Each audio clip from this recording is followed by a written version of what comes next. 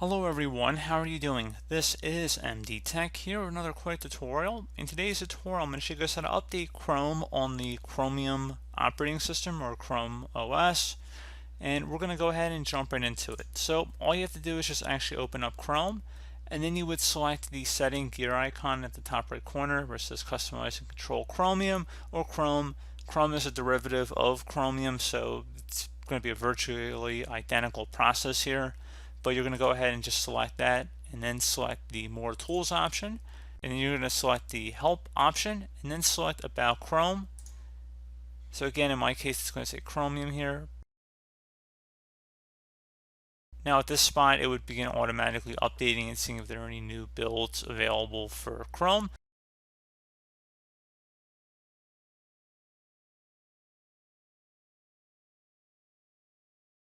So in my case, since I'm using Cloud Ready, I would just go ahead and select this hyperlink here, and then I would just check for updates by selecting that.